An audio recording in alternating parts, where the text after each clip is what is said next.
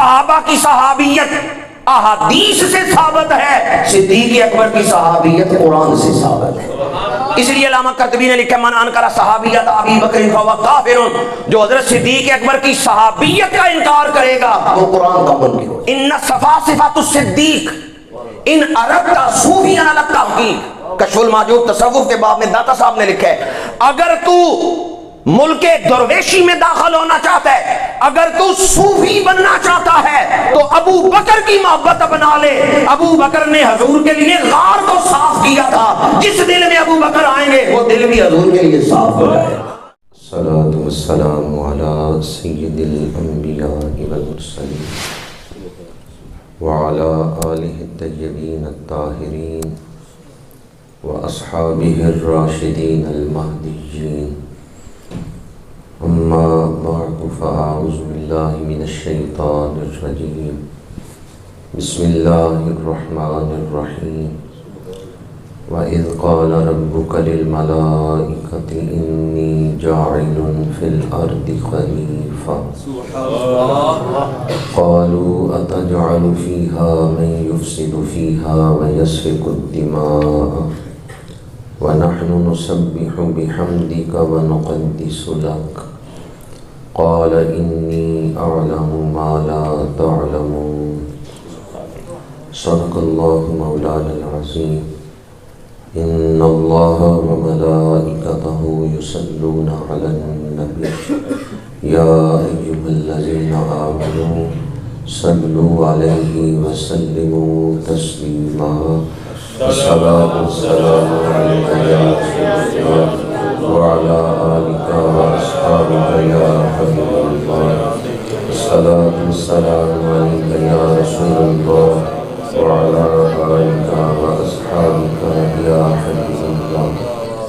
زینت مسند صدارت، پاسبان آداب شریعت، دانائے رموز طریقت، فخر المشائخ پیر سید سجاد حسین شاہ صاحب دامت برکاتہم العالیہ، قرۃ عیون الصلاحہ، گل گلشن ولایت حضرت صاحبزادہ پیر حماد الدین مخلص صدیقی صاحب زیدہ مجدہ، استاد العلماء فخر اہل سنت حضرت علامہ مفتی غلام مصطفیٰ شیرازی صاحب دامت برکاتہم، حضرت علامہ قاری عاشق حسین چشتی صاحب، حضرت علامہ قاری مزمل صاحب، حضرت علامہ مولانا قاری شہزاد احمد صاحب، حضرت مولانا قاری محمد سرور چشتی صاحب، حضرت مولانا قاری محمد صدیق صاحب، حضرت مولانا مفتی وقاص احمد صاحب فخر اہل سنت، حضرت مولانا قاری سرفراز احمد صاحب، حضرت مولانا قاری بشیر احمد صاحب، انتہائی قابل احترام علماء کرام، برادران اسلام، حاضرین و سامعین۔ مسلم شریف میں حدیث پاک ہے، میرے آقا کریم صلی اللہ علیہ وآلہ وسلم صفا کے چبوترے پہ تشریف لائے اور اصحاب صفا سے ارشاد فرمایا تم میں سے کوئی شخص مسجد میں آئے اور قرآن کی ایک آیت سیکھ لے، یہ اس کے لیے ایک اونٹنی حاصل کرنے سے بہتر ہے۔ اگر کوئی 2 آیتیں سیکھ لے تو یہ 2 اونٹنیاں حاصل کرنے سے بہتر ہے۔ شارحین حدیث کی جو تشریحات ہیں ان میں سے ایک شرح یہ ہے کہ ایک اونٹنی صدقہ کرنے سے جتنا ثواب ملتا ہے، قرآن پاک کی ایک آیت سیکھنے سے اس سے زیادہ ثواب مل جاتا ہے۔ اگر موجودہ دور میں ایک اونٹنی 1.5 لاکھ روپے کی مل رہی ہے تو کیا ہم روزانہ 1.5 لاکھ روپیہ صدقہ کر سکتے ہیں؟ لیکن اگر ہم روزانہ قرآن کی ایک آیت پڑھ لیں، ترجمہ پڑھ لیں، تفسیر پڑھ لیں تو روزانہ کم و بیش 1.5 لاکھ روپیہ صدقہ کرنے کا ثواب نامہ اعمال میں لکھوا سکتے ہیں۔ ویسے مغرب سے عشاء تک نفل پڑھتے رہیں تو کیا 1000 رکعت نماز نفل پڑھ سکتے ہیں؟ چند لوگ ہی بولیں ساری رات بھی پڑھتے رہیں تو 1000 نوافل نہیں پڑھ سکتے، ساری رات نوافل پڑھتے رہیں 1000 نوافل نہیں پڑھ سکتے۔ حضرت ابو ذر غفاری رضی اللہ تعالی عنہ سے میرے آقا کریم نے فرمایا، اے ابو ذر، اگر تو قرآن کی ایک آیت سیکھ لے تو یہ تیرے لیے 1000 رکعت نماز نفل پڑھنے سے زیادہ ہے۔ اور ایک حدیث پاک میں ارشاد فرمایا، اللہ کے بندے اللہ کے گھر میں اکٹھے ہوں اور قرآن سیکھیں تو اس محفل کو فرشتے پروں سے ڈھانپ لیتے ہیں، اس محفل میں بیٹھنے والوں کو رحمت عطا کی جاتی ہے، ان پہ رحمت نازل ہوتی ہے، ان پہ سکینہ اترتا ہے۔ اور چوتھی فضیلت بیان کی کہ ان کا ذکر اللہ فرشتوں کی محفل میں کرتا ہے۔ یہ 4 فضیلتیں درس قرآن کی ایک حدیث پاک میں حضور نے ارشاد فرمائی ہیں کہ جو قرآن سیکھنے کے لیے مسجد میں اکٹھے ہوں اس محفل کو فرشتے اپنے پروں سے ڈھانپ لیں۔ دوسری فضیلت رحمت نازل ہوتی ہے۔ تیسری فضیلت سکینہ اترتا ہے۔ سکینہ کسے کہتے ہیں؟ 3 چیزوں کے مجموعے کا نام سکینہ ہے۔ کتنی چیزوں کے مجموعے کا نام؟ نور، قوت اور روح۔ یہ تینوں چیزیں اکٹھی ہوں تو اسے سکینہ کہتے ہیں۔ شارحین لکھتے ہیں جس پر سکینہ اترتا ہے اس کا دل بھی روشن ہو جاتا ہے، ذہن بھی روشن ہو جاتا ہے۔ جس پر سکینہ اترتا ہے اسے قوت مل جاتی ہے، حوصلہ مل جاتا ہے۔ اور تیسری چیز تھی روح، تو شارحین لکھتے ہیں جس پر سکینہ اترتا ہے وہ یوں محسوس کرتا ہے جیسے نئی زندگی مل گئی۔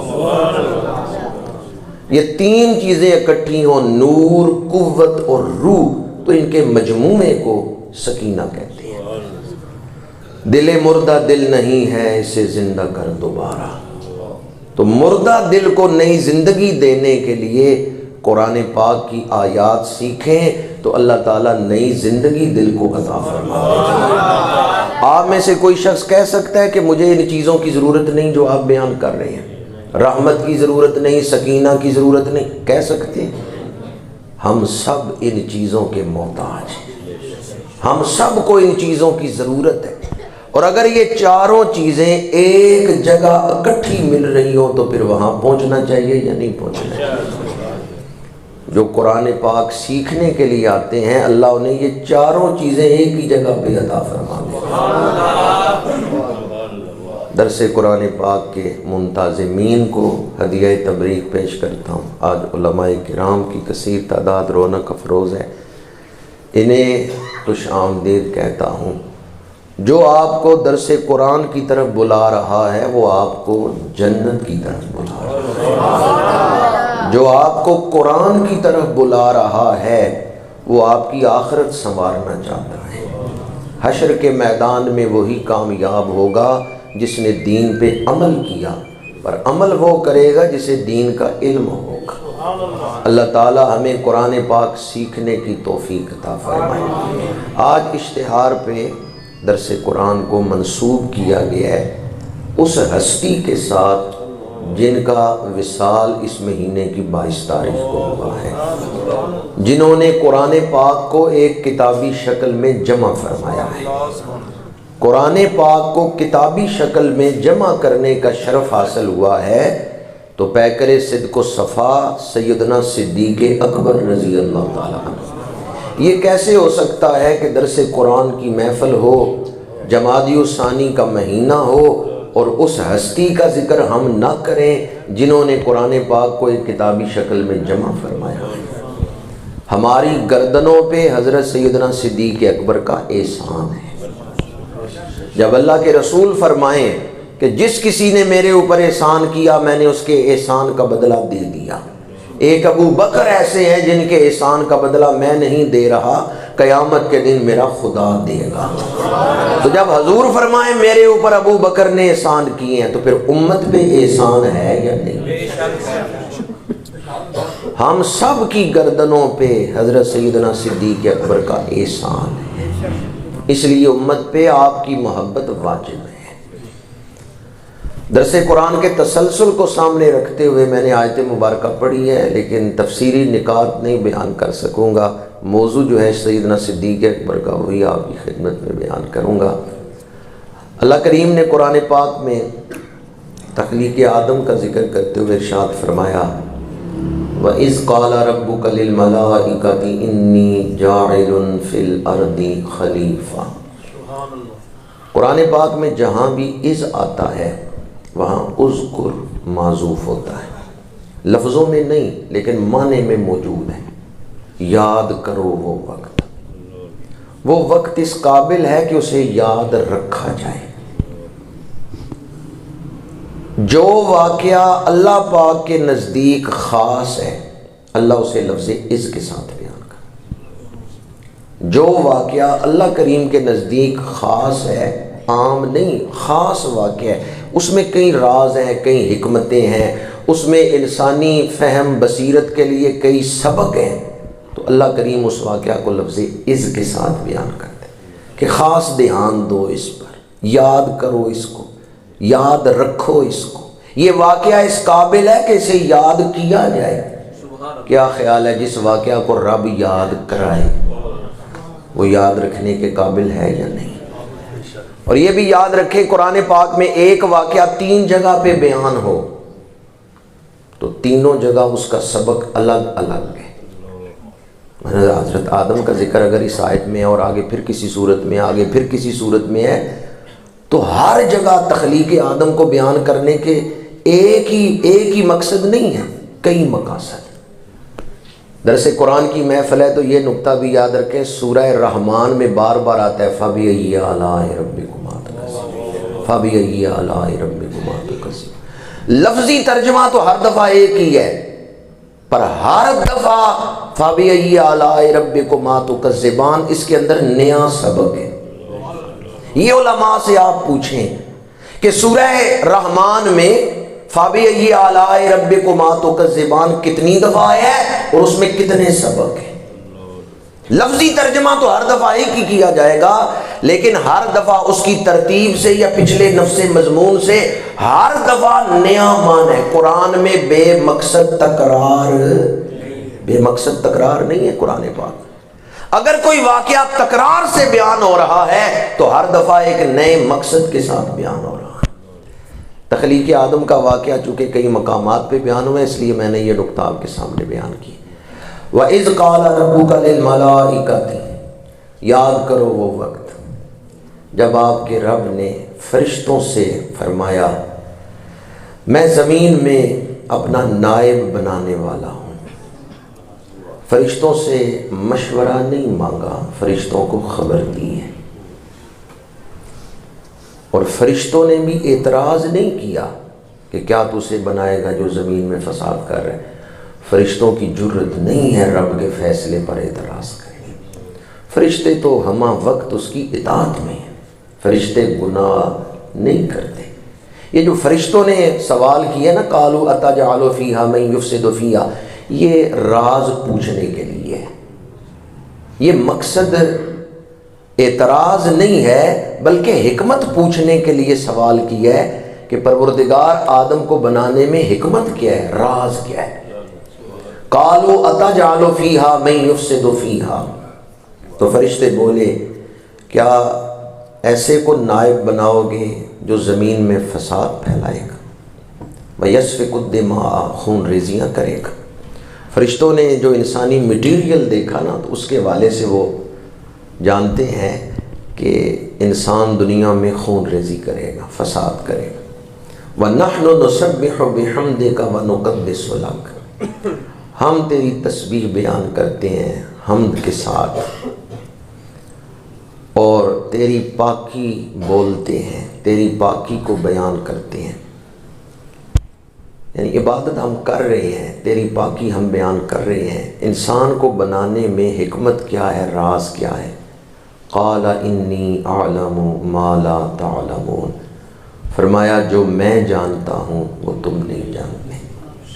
بہت سارے مضامین ہیں اس آیت میں، لیکن قلت وقت کے پیش نظر صرف ایک نقطہ بیان کر رہا ہوں۔ اللہ کریم نے کیا فرمایا کہ میں زمین میں اپنا خلیفہ بنا رہا ہوں۔ کیا بنا رہا ہوں؟ حضرت آدم جنت سے زمین پہ تشریف لائے ہیں تو بعض لوگ ان کی طرف گناہ کو منسوب کر کے تو کہتے ہیں معاذ اللہ ثم معاذ اللہ ثم معاذ اللہ، کہ حضرت آدم سے یہ گناہ ہوا پھر وہ زمین پہ اترے۔ اللہ نے تو انہیں تخلیق کرنے سے پہلے ہی بتا دیا ہے کہ میں انہیں زمین میں بھیجوں۔ بات سمجھ آ گئی؟ ابھی تو وہ تخلیق نہیں ہوئے اور اللہ نے پہلے بتا دیا انی جاعل فی الارض، وہ زمین میں ہوں گے خلیفہ۔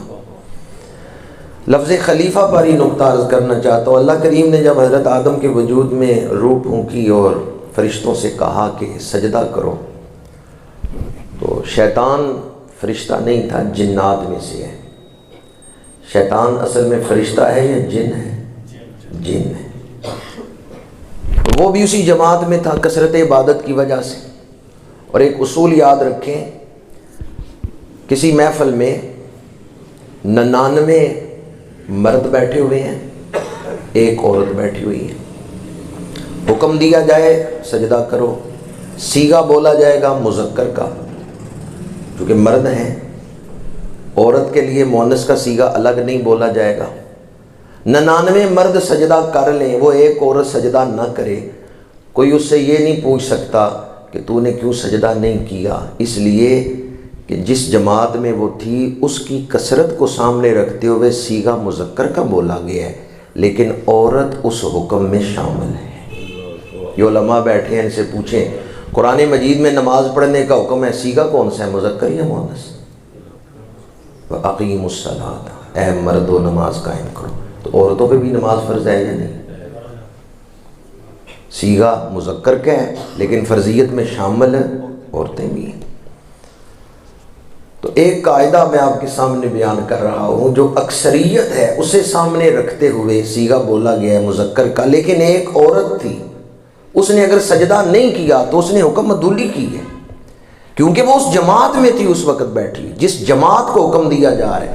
صیغہ جماعت کی اکثریت کو سامنے رکھتے ہوئے مذکر کا بولا گیا ہے، لیکن وہ عورت اس صیغے اس حکم میں شامل ہے۔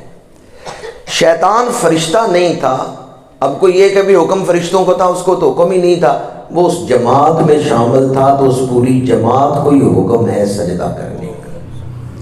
جس جماعت میں وہ بیٹھا ہوا ہے اس جماعت کو حکم دیا گیا ہے، ساری جماعت نے سجدہ کر لیا ہے، شیطان نے سجدہ نہیں کیا۔ اللہ کریم نے اس سے پوچھا، یہ بھی قرآن پاک میں ہے، کہ تو نے سجدہ کیوں نہیں کیا جب میں نے حکم دیا ہے؟ اس نے کہا میں آدم سے بہتر ہوں۔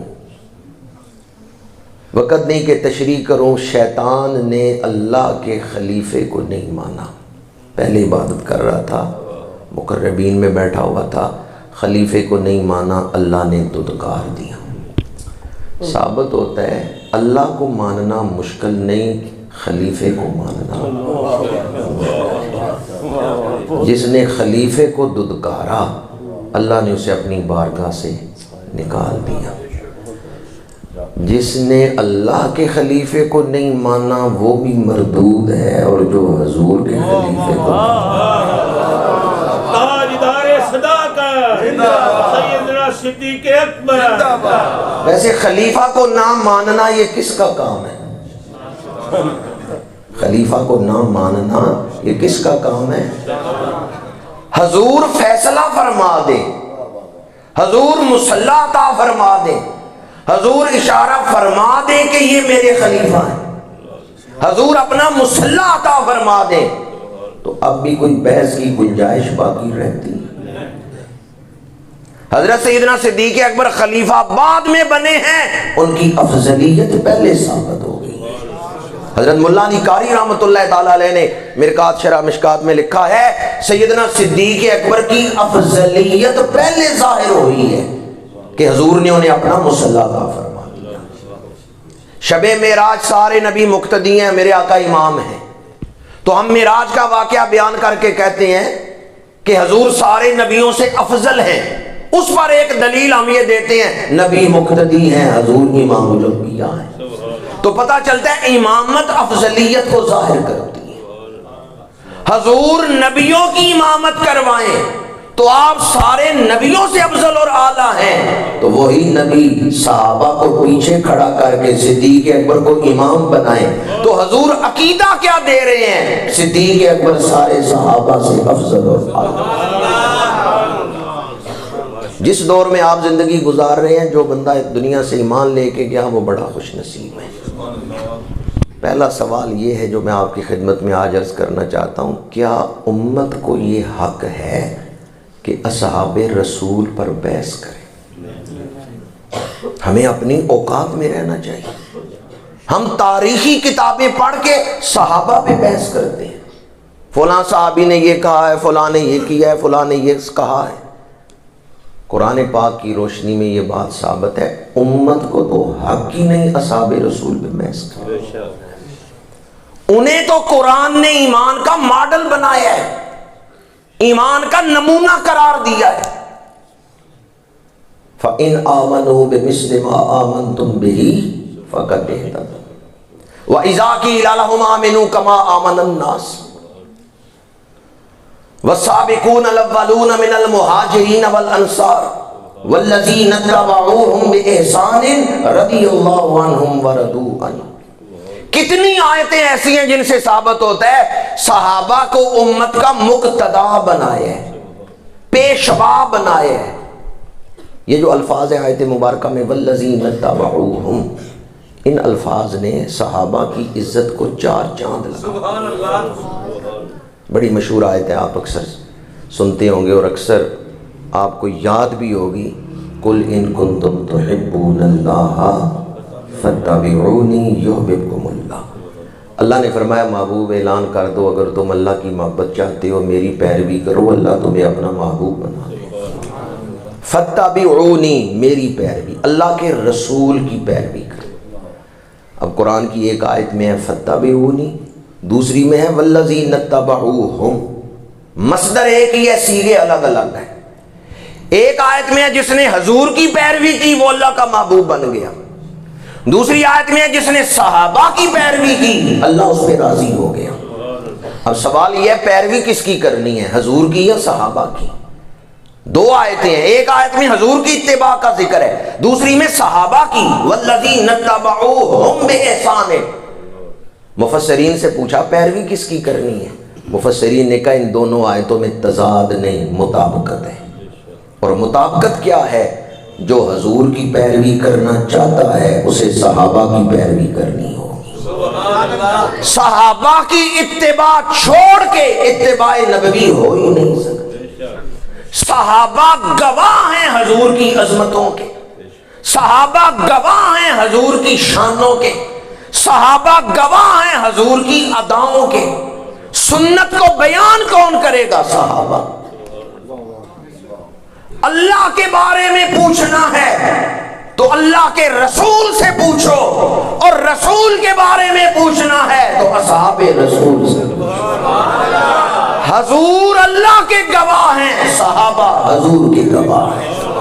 حضور کو چھوڑ کے کوئی خدا تک نہیں پہنچ سکتا، تو صحابہ کو چھوڑ کے کوئی حضور تک نہیں پہنچ سکتا۔ وَالَّذِينَ اتَّبَعُوهُم بِإِحْسَانٍ، جو صحابہ کی پیروی کرے گا اس پہ اللہ راضی ہوگا۔ تو صحابہ کی پیروی اصل میں کس کی پیروی ہے؟ حضور کی پیروی۔ اس لیے میں کہہ رہا تھا کہ ان الفاظ نے صحابہ کی عظمت کو چار چاند لگا دی ہیں۔ مورخین سے نہ پوچھیں صحابہ کون ہیں، قرآن سے پوچھیں صحابہ کون۔ دعوے سے یہ بات کر رہا ہوں، کئی لوگ ایسے ہیں 25 سال ہو گئے ہیں انہیں یہ آیت پڑھتے ہوئے اور اس پر تقریر کرتے ہوئے انما یرید اللہ لیذھب عنکم الرجس اہل البیت ویطہرکم تطہیرا۔ 20 سال ہو گئے اس پر تقریریں کرتے ہوئے، پر وہ یہ نہیں بتا سکتے آیت شروع کہاں سے ہوئی، چونکہ کبھی انہوں نے قرآن کھول کے پڑھے، انہیں پتہ ہی نہیں آیت شروع کہاں سے ہوتی ہے۔ تو جس کا یہ معیار ہو کہ اسے پتہ ہی نہ ہو آیت شروع کہاں سے ہوتی ہے، اسے حق ہے کہ دین سکھائے، دین سمجھائے۔ کُلًا وعد اللہ الحسنی، تمام صحابہ سے اللہ نے جنت کا وعدہ فرما لیا۔ یہ جو الفاظ ہیں والذین اتبعوہم، ان سے ایک اور نقطہ کر رہا ہوں جو میں نے کہا کہ صحابہ پر بحث کی ہماری اوقات نہیں ہے، ہمیں اجازت نہیں کہ ہم ان ہستیوں پہ بحث کریں۔ امام کی نماز قبول نہ ہو مقتدی کی ہو جائے گی؟ وہ آگے چلنے والے کتنی شان رکھتے ہیں کہ اللہ نے فرمایا جو ان کے پیچھے چلے گا اس پہ اللہ راضی ہے۔ اگر صحابہ پر بحث کی گنجائش ہوتی تو قرآن انہیں مقتدا نہ بناتا۔ یہ الفاظ نہ آتے والذین اتبعوہم، اگر ان پہ بحث کی گنجائش ہوتی تو انہیں مقتدا نہ بنایا جاتا، پیشوا نہ قرار دیا جاتا۔ ایک آدمی نے ایم اے کی ہے، 16 جماعتیں پڑھی ہیں، پھر ایم فل کی ہے، پھر پی ایچ ڈی کی ہے، ڈاکٹریٹ کا امتحان پاس کی ہے۔ اب اس کے پاس کوئی جائے اور کہ ڈاکٹر صاحب آپ نے 5ویں کا امتحان پاس کیا ہے، تو پوچھ سکتے ہیں۔ اس نے ایم اے کی ہے، ایم فل کی ہے، پی ایچ ڈی کر لی ہے، تو ابھی تک یہی پوچھ رہا ہے کہ پرائمری کا امتحان پاس کیا ہے یا نہیں۔ صحابہ کو قرآن نے امت کا مقتدا بنا دیا ہے، اور تو ابھی تک یہی بحث کر رہے وہ سچ بولتے تھے یا نہیں۔ وہ کس مقام پر پہنچ گئے ہیں کہ انہیں تو مقتدا بنا دیا گیا، اور آپ ابھی تک تاریخ کی روایتوں میں بحثیں کر رہے ہیں۔ چھت پہلے ڈالا ہے یا بنیاد پہلے رکھی تھی مسجد کی؟ کیا خیال ہے؟ بنیاد ڈالے، بنیاد رکھی نہ دیوار بنائی نہ چھت، کس پہ ڈالیں گے؟ تاریخ بعد میں پڑھیں، پہلے قرآن پڑھیں، حدیث پڑھیں۔ جب قرآن اور حدیث پہ عبور ہو، عقائد کا پتہ ہو، پھر تاریخ سمجھنا آسان ہے۔ اعلیٰ حضرت نے اس پر پورا ایک فتویٰ لکھا ہے، علم میں ترتیب۔ اگر علم میں ترتیب نہیں نا تو اسی طرح جیسے بچے کے ہاتھ میں چھری پکڑا دی۔ اگر علم میں ترتیب نہیں، علم کے بڑے سائیڈ ایفیکٹس بھی ہیں، ڈاکٹر دوائیاں دیتے ہیں نا تو ساتھ پرہیز بھی بتاتے ہیں۔ علم میں ترتیب بڑی ضروری ہے۔ تو صحابہ کرام ہمارے محسن ہیں جنہوں نے دین ہم تک پہنچایا ہے۔ امام ربانی سیدنا مجدد الفسانی رحمۃ اللہ تعالیٰ علیہ فرماتے ہیں اگر صحابہ کی دیانتداری پہ ایمان نہ ہو، قرآن اور حدیث پہ ایمان رہتا ہی نہیں۔ قرآن اور حدیث پہ ایمان ختم ہو جاتا ہے اگر صحابہ کرام کی دیانتداری پہ ایمان نہ ہو۔ صحابہ وہ خوش نصیب ہیں جنہیں اللہ نے چنا ہے حضور کے قرب کے۔ ویسے کیا خیال ہے جن کا امتحان اللہ لے لے، آپ کو ضرورت ہے امتحان لینے؟ جنہیں اللہ پرکھ رہے، آپ کو ضرورت ہے پرکھنے کی؟ اولئک الذین امتحن اللہ قلوبہم للتقوی۔ قرآن حکم دے ہمارے دل جھک جانے چاہیے۔ اولئک الذین امتحن اللہ قلوبہم للتقوی، اللہ نے صحابہ کے دلوں کو تقوی کے لیے چن لیا ہے۔ بعض لوگ کہتے ہیں وہ اندر سے ٹھیک نہیں تھے، تو قرآن اگر ان کا اندر بیان کر دے، یبتغون فضلا من اللہ ورضوانا، قرآن پاک میں صحابہ کا اندر بیان کیا گیا، نیتیں بیان کی گئی ہیں کہ وہ جو کچھ کر رہے ہیں اللہ کی رضا کے لیے کر رہے ہیں۔ اس لیے میں کہتا ہوں جس کا قرآن پہ ایمان ہے وہ صحابہ کا بے ادب ہو ہی نہیں سکتا۔ صحابہ کا بے ادب وہی ہوگا جس کا قرآن پہ ایمان نہیں، یا جو قرآن کو نہیں مانتا۔ آج کے موضوع کے حوالے سے بات عرض کر رہا ہوں، ادب تو تمام صحابہ کا ہم پر واجب ہے، فرض ہے، لیکن فضیلت میں سارے صحابہ برابر نہیں۔ وہ 1,500 جنہوں نے بیعت رضوان کی ہے وہ تمام صحابہ میں افضل اور اعلیٰ مقام رکھتے ہیں۔ کم و بیش 1.25 لاکھ صحابہ ہیں، ان میں افضل وہ ہیں وہ 1,500 جنہوں نے بیعت رضوان کی حدیبیہ کے میدان میں۔ پھر وہ 1,500 برابر نہیں، ان کے اندر 313 زیادہ شان رکھتے ہیں جو بدر میں حضور کے ساتھ۔ پھر وہ 313 برابر نہیں، ان میں 10 مبشرہ زیادہ شان رکھتے ہیں جنہیں ایک محفل میں حضور نے نام لے کر جنت کی بشارت دی۔ پھر وہ 10 بھی برابر نہیں، ان میں فضیلت کے اعتبار سے خلفائے راشدین کی شان زیادہ ہے۔ پھر خلفائے راشدین بھی برابر نہیں، ان میں حضرت صدیق اکبر کی شان سب سے افضل ہے۔ ایک جملہ آپ نے اکثر سنا ہوگا، ایک اس سے آگے سن لے۔ یہ تو آپ نے اکثر سنا ہوگا کہ بڑے سے بڑا ولی کسی صحابی کے قدموں کی خاک تک نہیں پہنچ سکتا۔ غوث کتب ابدال ساری زندگی عبادت کرتے رہے، صحابی بن سکتے ہیں؟ جس طرح اولیاء کے لیے صحابی بننا مشکل ہے، اس طرح صحابہ کے لیے صدیق اکبر بننا مشکل ہے۔ اولیاء صحابی نہیں بن سکتے تو صحابہ صدیق اکبر نہیں بن سکتے۔ صدیق اکبر جانشین رسول ہے۔ اگر پوری امت میں سے کسی کو اپنے ساتھ معیت الہیہ میں حضور نے شامل کیا ہے تو صرف حضرت صدیق اکبر کو شامل کیا۔ صدیق اکبر کو قرآن نے کہا یہ ثانی ہے حضور۔ سورہ توبہ آیت نمبر 40، ثانی اثنین اذ ھما فی الغار، ثانی اثنین، دو میں سے دوسرا، ثانی دوسرا، اثنین دو۔ عربی زبان میں اس ترکیب کا کیا مطلب ہے؟ دو میں سے دوسرا۔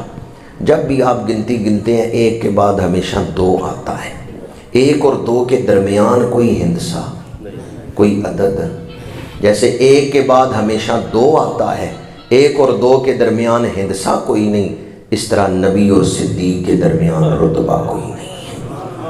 قرآن نے ثانی اثنین کا لفظ بولے، جیسے ایک کے بعد ہمیشہ دو آتا ہے، نبی کے بعد ہمیشہ صدیق آتا ہے۔ انعم اللہ علیہ من النبیین والصدیقین، نبوت کے بعد صداقت کا مقام۔ حضور احد پہاڑ پہ تشریف لے گئے، پہاڑ خوشی سے جھومنے لگا، 3 صحابہ حضور کے ساتھ ہیں، میرے آقا کریم نے ایڑی مبارک احد پہاڑ پہ ماری اور فرمایا اثبت احد فانما علیک نبی وصدیق وشہیدان۔ جو ترتیب مدارج قرآن میں ہے وہی ترتیب مدارج حدیث میں ہے۔ نبوت کے بعد صداقت کا مقام، ثانی اثنین، دو میں سے دوسرا، اذ ھما فی الغار، جب دونوں غار میں ہیں۔ میں آپ سے پوچھتا ہوں غار میں جانا یہ کوئی کمال کی بات ہے جسے مقام تعریف میں یہاں بیان کیا جا رہا ہے؟ ویسے کسی غار میں جانا ممکن ہے کوئی کمال کی بات نہ ہو، لیکن حضور ساتھ ہوں پھر غار میں جانا بھی عام نہیں خاص ہے۔ اور کوئی حضور سے وفا کرتے ہوئے غار میں جا رہا، شب معراج کعبہ قوسین کی قربتوں میں او ادنا کی خلوتوں میں حضور نے اپنے رب کا دیدار کیا۔ جیسے حضور نے رب کو دیکھا ہے کسی اور نبی نے اس طرح دیکھا۔ شب معراج کعبہ قوسین کی قربتوں میں حضور کی معراج ہوئی ہے اور آپ نے اپنے رب کا دیدار کیا ہے، اور ہجرت کی رات غار ثور میں صدیق اکبر کی معراج ہو رہی ہے۔ جس طرح صدیق اکبر نے حضور کی شانوں کو دیکھا ہے کسی اور صحابی نے نہیں دیکھا، اس لیے اذ ھما فی الغار، غار کا ذکر بطور خاص کیا گیا۔ اذ یقول لصاحبہ، جب آپ نے فرمایا اپنے صحابی سے۔ معراج کو بیان کرتے ہوئے 15ویں پارے کی پہلی آیت میں اللہ کریم نے فرمایا سبحان الذی اسری بعبدہ، یہ ہی پر آپ نے توجہ دینی ہے۔ سبحان الذی اسری بعبدہ ہی، اور صدیق اکبر کا ذکر کرتے ہوئے قرآن کہتا ہے اذ یقول لصاحبہ، حضور عبد ہی ہے، صدیق اکبر صاحب ہی۔ عبد دیگر عبدہ چیزیں دیگر، این شراپا انتظار و منتظر، جس طرح عبد اور عبدہ میں فرق ہے اس طرح صدیق اکبر کی صحابیت اور دوسروں کی صحابیت میں فرق ہے۔ اور صحابہ کی صحابیت احادیث سے ثابت ہے، صدیق اکبر کی صحابیت قرآن سے ثابت ہے۔ اس لیے علامہ قرطبی نے لکھا من انکر صحابیت ابی بکر فہو کافر، جو حضرت صدیق اکبر کی صحابیت کا انکار کرے گا وہ قرآن کا منکر ہو جائے گا۔ قرآن نے حضرت صدیق اکبر کی صحابیت کو بیان کیا۔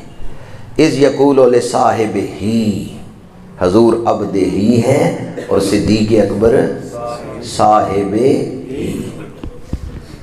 لا تحزن ان اللہ معنا، حضرت صدیق اکبر گھبرا گئے تھے کیونکہ دشمن تلاش کرتے ہوئے غار کے دہانے تک پہنچ گیا۔ اگر پیروں کی طرف جھک کے وہ اندر دیکھتے تو حضرت صدیق اکبر حضور نظر آ جاتے۔ حضرت صدیق اکبر گھبرائے، لیکن اپنے لیے نہیں گھبرائے، حضور کے لیے گھبرائے۔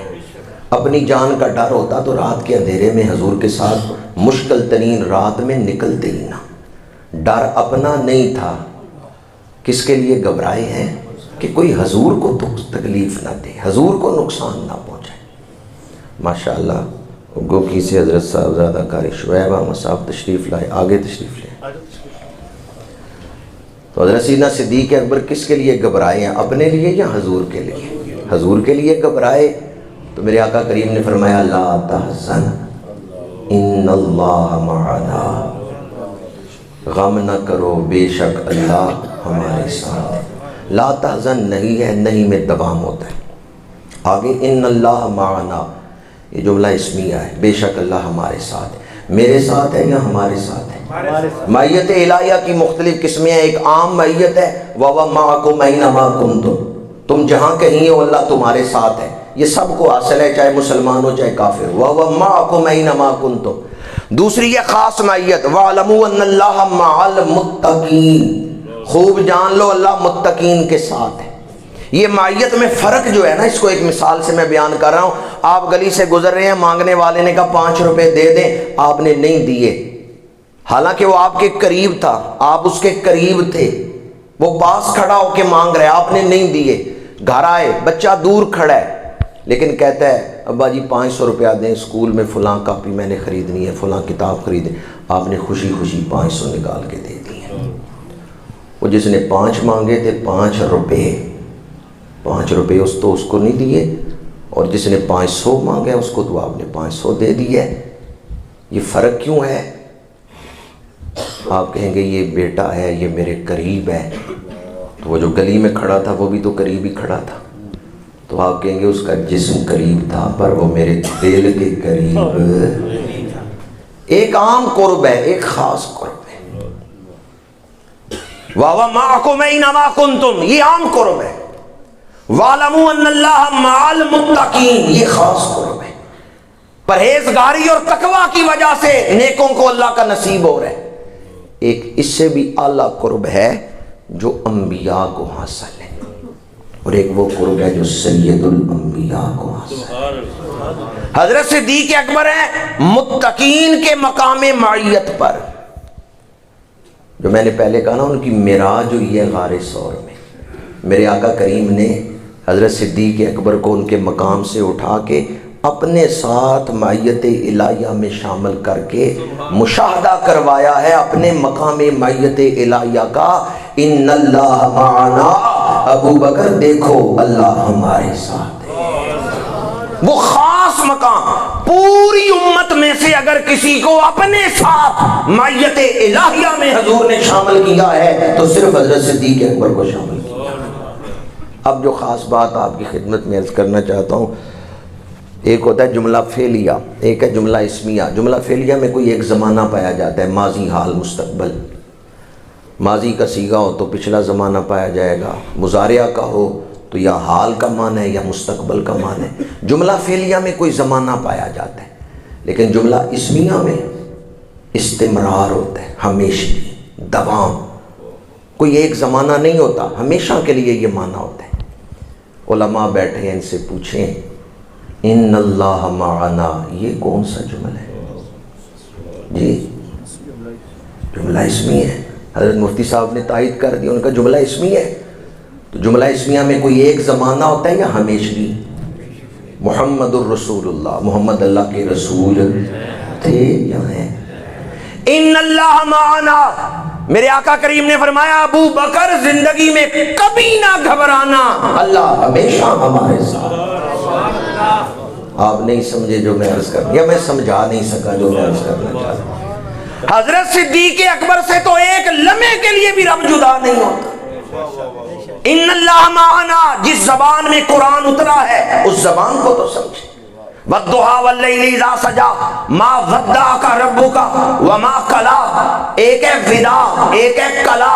کلا کہتے ہیں پکا پکا کسی کو چھوڑ دینا، ودا کہتے ہیں تھوڑی دیر کے لیے چھوڑنا. بندہ حج کرنے گیا، آپ نے الوداع کیا، 1.5 مہینے بعد واپس آ گیا، دوبارہ ملاقات ہو گئی، تھوڑی دیر کے لیے چھوڑنا، یہ ہے ودا. ما ودعک ربک، ایک لمحے کے لیے بھی چشم رحمت آپ سے ہٹتی نہیں، ایک لمحے کے لیے بھی اللہ نگاہ رحمت حضور سے ہٹاتا نہیں ہے. یہ ہے حضور کو جو قرب خاص حاصل ہے. ما ودعک ربک وما قلی.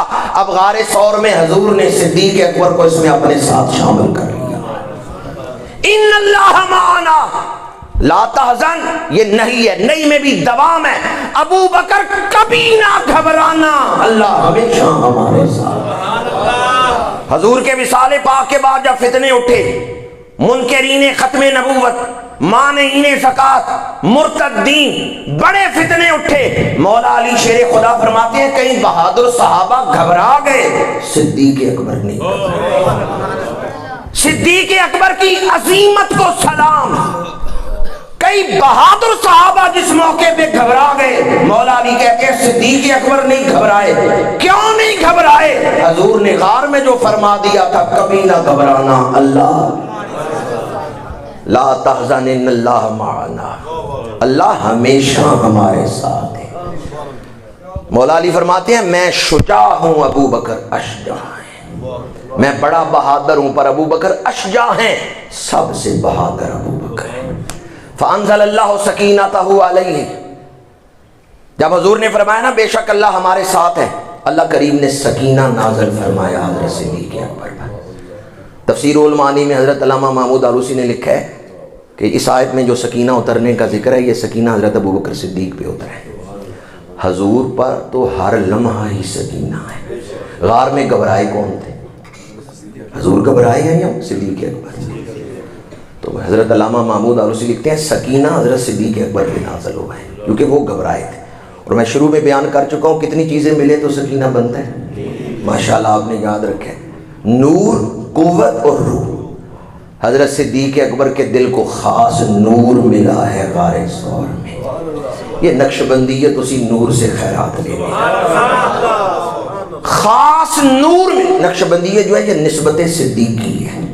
حضور کا جو تعلق حضرت صدیق اکبر سے، صدیق اکبر کا جو تعلق حضور کے ساتھ ہے، اس تعلق کی مہک، اس نسبت کی خوشبو پا لینے کا نام ہی سے نقشبندیت ہے.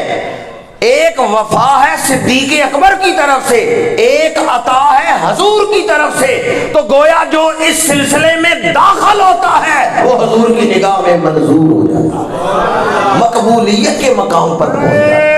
تکبیر، نعرہ رسالت، نعرہ تحقیق، گلی گلی نگر نگر، گلی گلی نگر نگر. میں نے تو نقشبندیت کا ذکر کرتے ہوئے یہ بات کی کہ ہماری خاص نسبت ہے حضرت صدیق اکبر کے ساتھ. دادا صاحب کشف المحجوب میں لکھتے ہیں کوئی ولی ہو ہی نہیں سکتا جب تک ان کے دروازے پہ نہ آئے. یعنی نقشبندیت کی قید نہیں، باقی سب کو بھی دل کی صفائی انہی کے سینے سے مل رہی ہے. ان صفا صفات الصدیق ان اردت صوفیاں علی التحقیق. کشف المحجوب تصوف کے باب میں داتا صاحب نے لکھا ہے اگر تو ملک درویشی میں داخل ہونا چاہتا ہے، اگر تو صوفی بننا چاہتا ہے تو ابو بکر کی محبت اپنا لے. ابو بکر نے حضور کے لیے غار کو صاف کیا تھا. جس دل میں ابو بکر آئیں گے وہ دل بھی حضور کے لیے صاف ہو جائے. حضرت دادا صاحب فرماتے ہیں صرف نقشبندی نہیں بلکہ کوئی بھی کسی سلسلے کا ولی نہیں ہو سکتا اگر اس کے دل میں حضرت صدیق اکبر کا بغض ہے. اچھا، آج کل کے پیشہ ور وائزوں کے پیچھے چلنا چاہیے یا داتا صاحب کے پیچھے؟ حضور غوث اعظم کی بات ماننی چاہیے یا آج کل کے پیشہ ور وائزوں کی؟ بزرگوں سے جڑے رہیں، عقیدہ وہی رکھیں جو داتا صاحب ہیں. داتا صاحب میں کشف المحجوب میں جب اللہ والوں کا ذکر کیا ہے نا، سب سے پہلے حضرت صدیق اکبر کا ذکر. کشف المعجوب میں داتا صاحب نے جو ترتیب رکھی ہے وہ ترتیب ہی بتا رہی ہے کہ 10 صدیاں پہلے بھی یہی عقیدہ تھا، صدیق اکبر حضور کے بعد، انبیاء کے بعد امت میں سب سے افضل اور اعلیٰ ہے، جو ترتیب داتا صاحب نے کشف المعجوب میں مقرر فرمائی ہے۔ آج کل کے کسی مولوی کی بات کے پیچھے چلنا چاہیے یا داتا صاحب کی بات؟ یہاں دین لے کے کون آئے ہیں؟ داتا صاحب، حضرت خواجہ معین الدین، یہ ہستیاں دین لے کے آئی۔ حضرت خواجہ معین الدین چشتی اجمیری کا بھی یہی عقیدہ ہے جو میں آپ کے سامنے بیان کر۔ پاکستان میں چشتی سلسلہ آیا تو حضرت صدیق اکبر کے بیٹوں کے ذریعے آیا۔ سلسلہ چشتیہ شجرہ پڑھے نا، گولڑا شریف سیال شریف کا، خواجہ معین الدین چشتی اجمیری تک پہنچتا کیسے ہے؟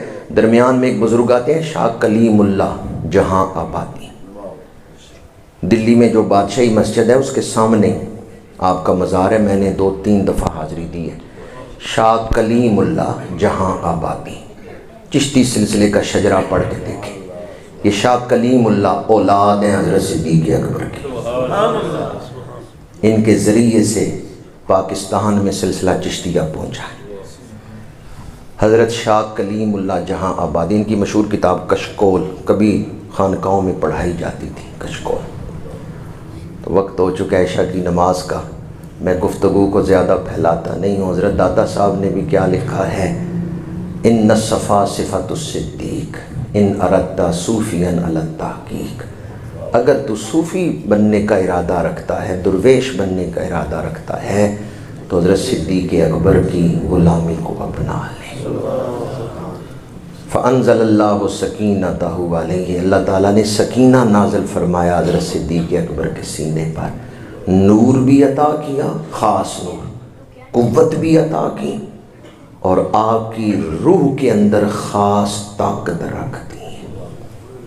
قرآن پاک کی تفاسیر پڑھ کے دیکھیں، صرف قرآن پڑھ کے دیکھیں تو حضرت سیدنا صدیق اکبر کی شان کے ایسے ایسے پہلو سامنے آتے ہیں۔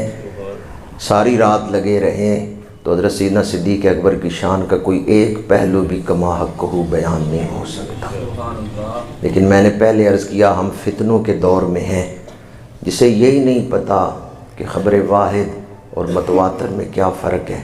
لوگ حدیث سنا کے کہتے ہیں اس حدیث سے یہ بات ثابت ہوئی لہذا فلاں صحابی افضل ہے، تو یاد رکھیں خبر واحد سے فضیلت ثابت ہوتی ہے، افضلیت نہیں ثابت ہوتی۔ افضلیت کے لیے حدیث متواتر کی ضرورت ہے۔ کچھ مسائل قطعی ہوتے ہیں، کچھ ظنی ہوتے ہیں۔ ظنی مسائل کی نوعیت اور ہے، قطعی کی نوعیت اور ہے۔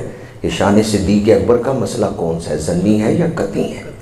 جس کو یہی نہیں پتا وہ اگر ان مسائل میں پڑا ہوا ہے تو اپنا ایمان برباد کر رہا ہے۔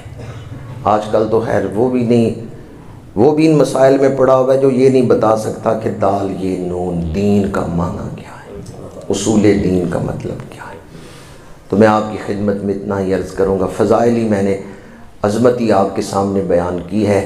آپ کی سیرت کے حوالے سے تو کوئی بات نہیں عرض کر سکا، صرف ایک جملہ ہی عرض کر رہا ہوں۔ جب یہ مرزا غلام احمد قادیانی نے جھوٹی نبوت کا دعویٰ کیا تو اس وقت ایک بزرگ نے کتاب لکھی تھی، اس میں انہوں نے کہا کہ ختم نبوت کے جو پہلے مجاہد ہیں نا وہ حضرت صدیق اکبر۔ مسیلمہ کذاب کو واصل جہنم آپ کے دور میں کیا گیا، جھوٹے نبیوں نے دعوے کیے تو حضرت صدیق اکبر نے اس فتنے کو ختم کیا۔ تو مرزے کے دور میں ایک بزرگ نے کتاب لکھی، انہوں نے کہا فتنے لوٹ آئے ہیں، کاش ابو بکر بھی لوٹ آئے۔ فتنے لوٹ آئے ہیں تو ابو بکر بھی لوٹ آئے۔ تو میں آپ کی خدمت میں عرض کروں گا، ہمیں کردار صدیقی اپنانا چاہیے۔ کردار صدیقی، تڑپنے پھڑکنے کی توفیق دے دل مرتضیٰ سوز صدیق دے۔ حضرت صدیق اکبر نے فرمایا تھا سارے کام بعد میں، عقیدہ ختم نبوت کی حفاظت پہلے۔ اللہ تعالیٰ فتنوں کے اس دور میں ہمیں ادب کرنے والوں میں شامل رکھے۔ حضرت امام زین العابدین رضی اللہ تعالیٰ عنہ سے کسی نے پوچھا کہ شیخین کا کیا مقام ہے آپ کے نزدیک؟ تو آپ نے فرمایا، مسجد نبوی میں آپ تشریف فرما تھے، فرمایا اٹھو اس حجرے کا دروازہ کھولو اور دیکھو ابو بکر حضور کے کتنے قریب ہیں۔ ہم انہیں خلیفہ بلا فصل مانتے ہیں جو آج بھی بلا فصل حضور کے پہلو میں لیٹے۔ ابو بکر تو قبر میں بھی لیٹے ہیں تو چہرہ حضور کی طرف کر کے لیٹے ہیں۔ کیا مقدر ہے صدیق و فاروق کے جن کا گھر رحمتوں کے خزینے میں ہے۔ میرے آقا کریم نے فرمایا ہا قضا نبعث یوم القیامہ، ہم قیامت کے دن بھی اسی طرح اٹھیں گے کہ دائیں ہاتھ میں صدیق اکبر کا ہاتھ، بائیں ہاتھ میں فاروق اعظم کا ہاتھ۔ وآخر دعوانا